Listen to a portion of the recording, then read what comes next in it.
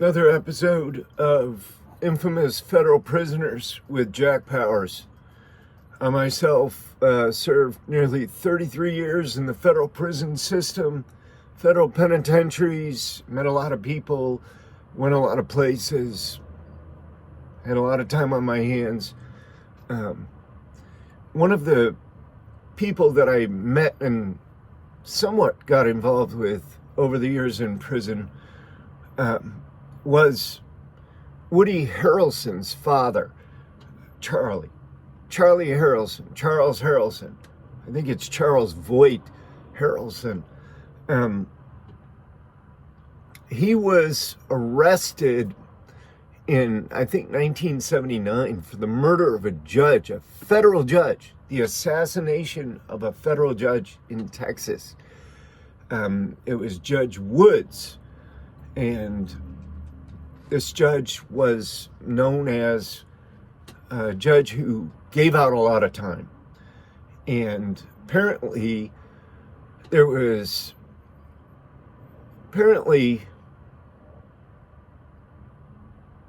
Harrelson was a hitman for an organized crime syndicate that involved the Chagra brothers.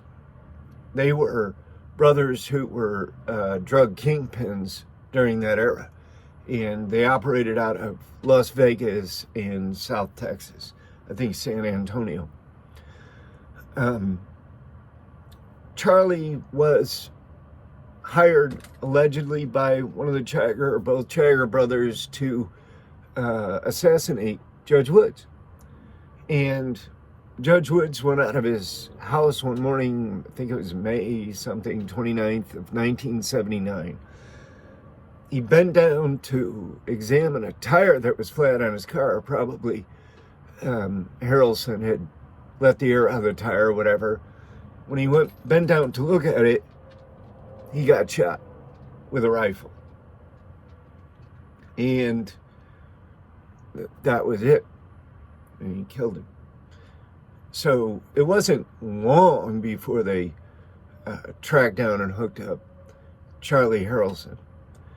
So allegedly he was paid $250,000 because Chagra was up to be sentenced before this Judge Woods, who was known as Maximum John. And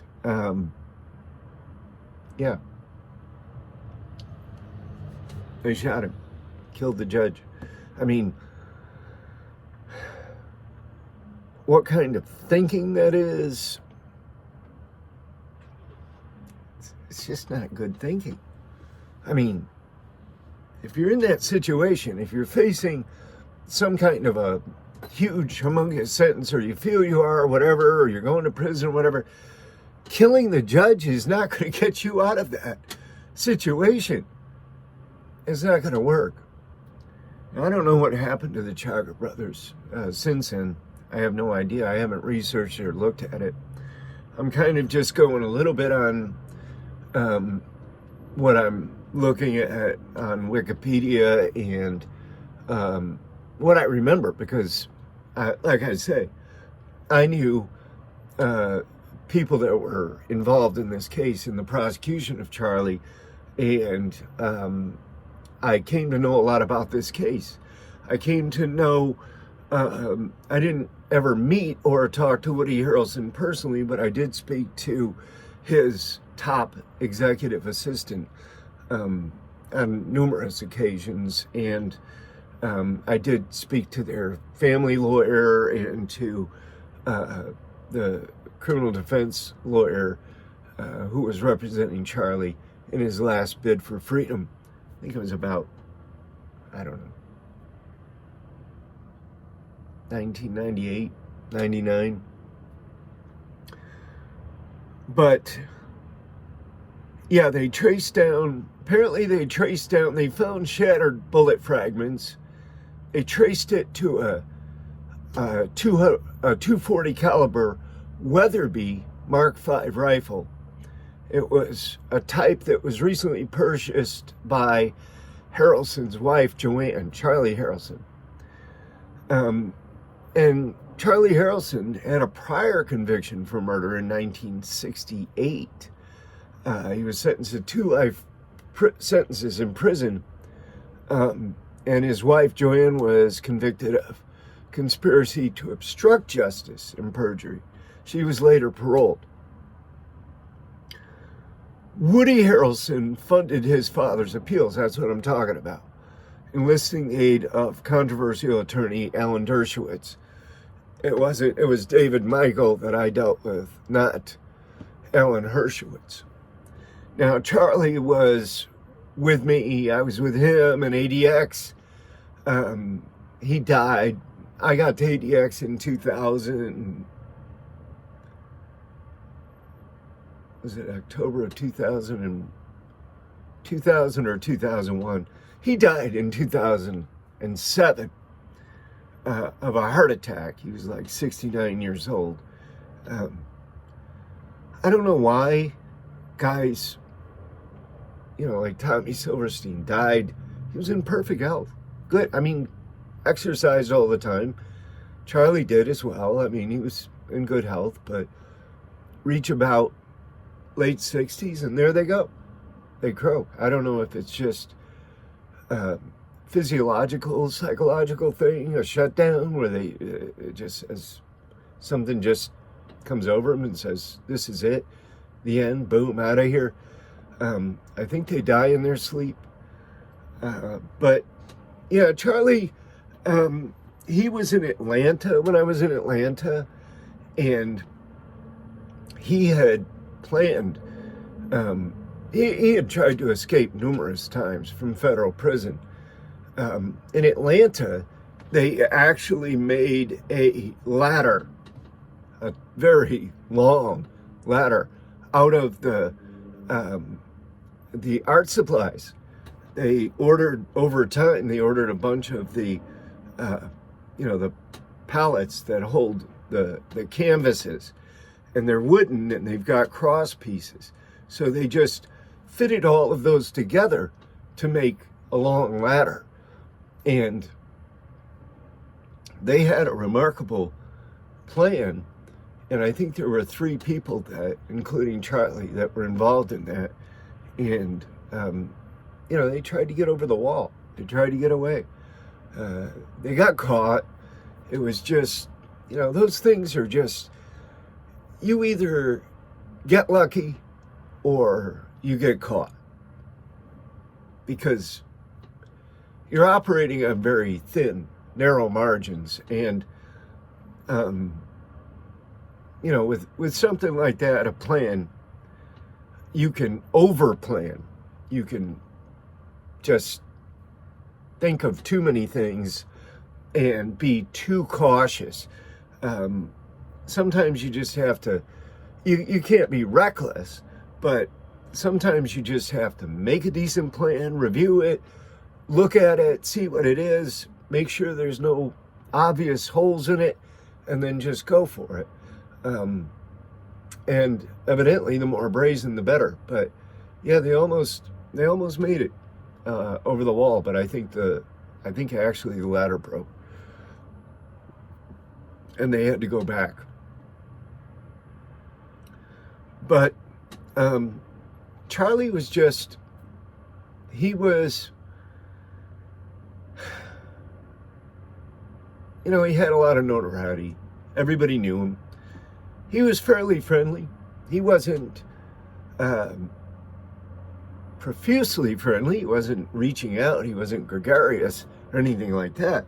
But he was, you could talk to him. He'd talk to you, and he liked to play chess. We played games just by calling the numbers out. You just make 2 chess boards because you can't see each other. So everybody has, you have a board, he has a board. It's the same game, right? But you just have numbers going across or down, and then letters across, and you just call out your next move.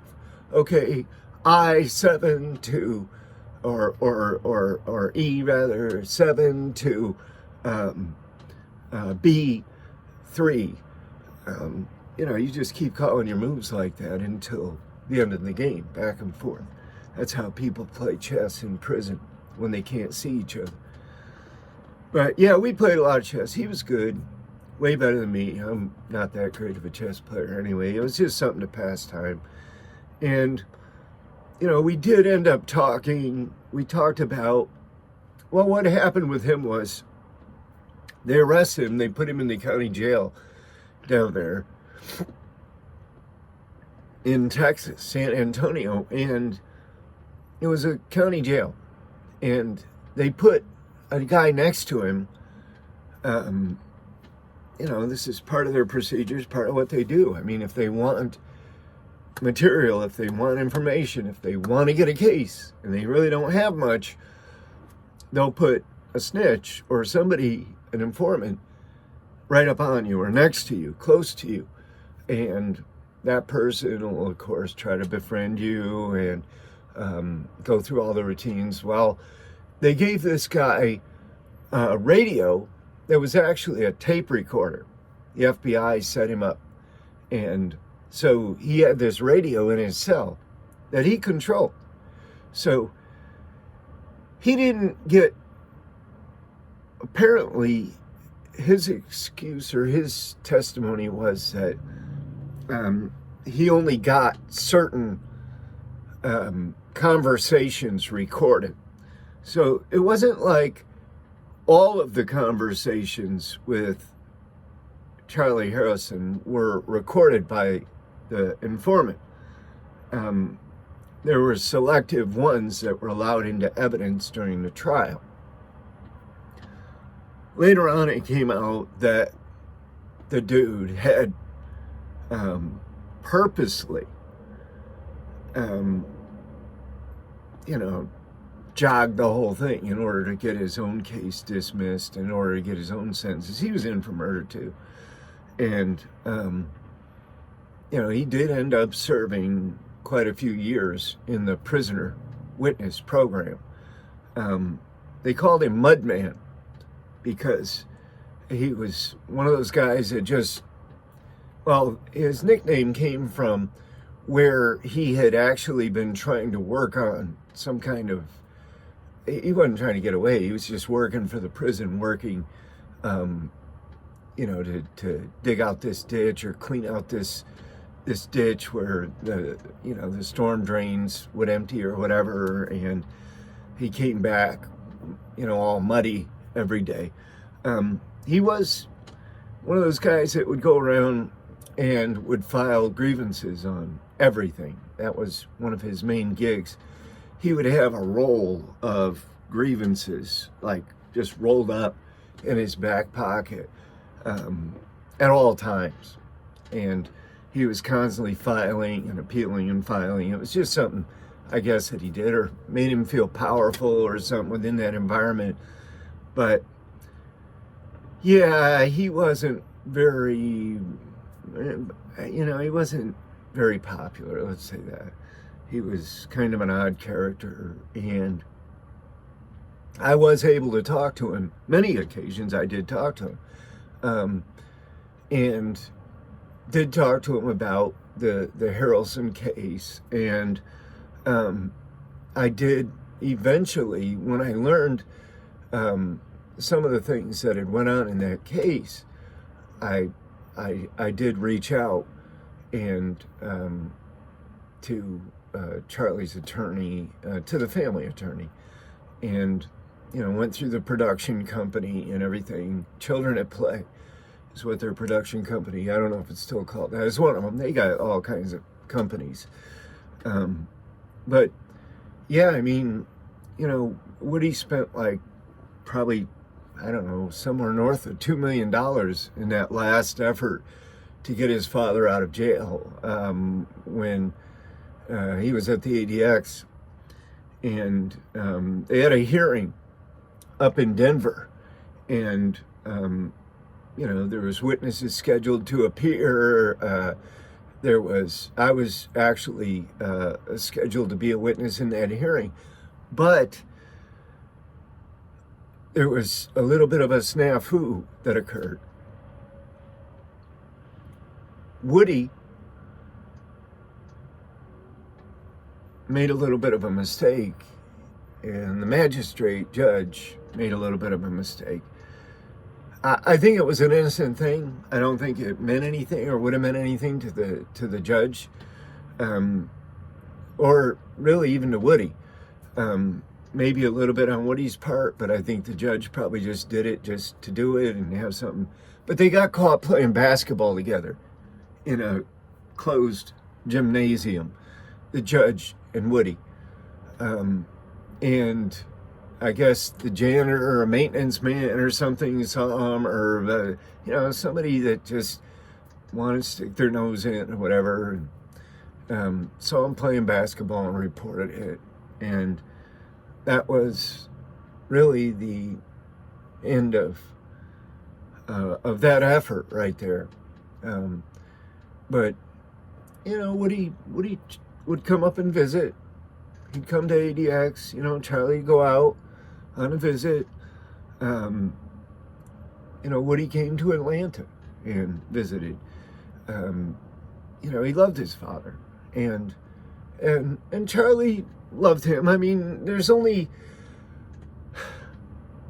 it's just a bad situation when you're trying to have family relationships when the father of the son is in prison.